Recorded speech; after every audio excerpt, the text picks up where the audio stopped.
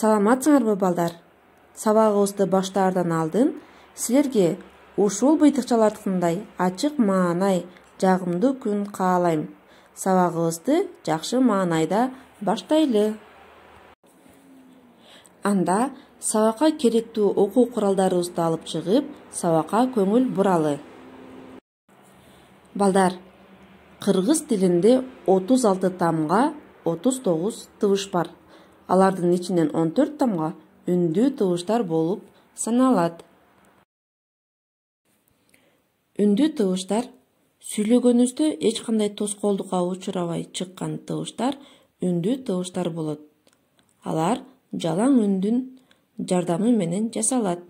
Үндүү тыбыштарды созсок болот. Кыргыз тилиндеги үндүү тыбыштар төмөнкүлөр. Үндүү тыбыштар кыска жана созулма болуп бөлүнөт. Созулма үндүүлөр кыска үндүү тамгалардан 2 кайталанып жазылышы аркылуу айырмаланат. Кыска үндүүлөрдөн 8, ал эми созулма үндүүлөрдөн 6. Үндүү тыбышы сөз башында, ортосунда жана аягында 2 түрдүү тамга менен белгиленет. Мисалы, эне, эреже, эрке. Кана балдар, эми силер менен чогуу эрежени дагы бир жолу кайталайлы. Сүйлөгөнүбүздө ичибизден чыккан аба эч кандай тоскоолдукка учурабай чыкса, анда алар үндүү тыбыштар болуп саналат. Эми балдар, баарыбыз чогуу экранды карап, үндүү тамгаларды кайталап айталы. А, О,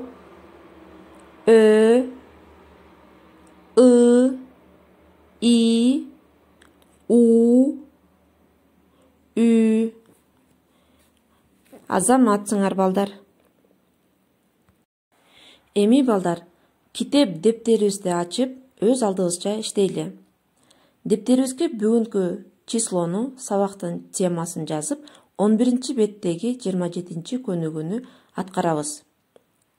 Тексттен үндүү тыбыштар менен башталган 5 сөздү көчүрүп жазгыла дейт. Демек, тексттен үндүү тамгалар менен башталган сөздөрдү таап көчүрүп жазабыз.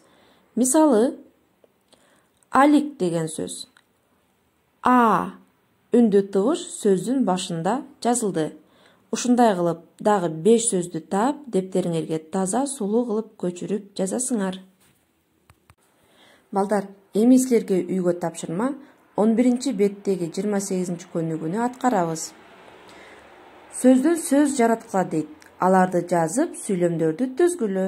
Үндүү тыбыштардын астын сызгыла дейт. Математика деген сөздөн сөз табабыз. Тапкан сөздөрүбүзгө сүйлөм түзүп, үндүү тыбыштардын астын сызабыз. Тапшырмаларыбызды катасыз, сулуу, таза кылып жазып, Telegram аркылуу жөнөтөсүңөр.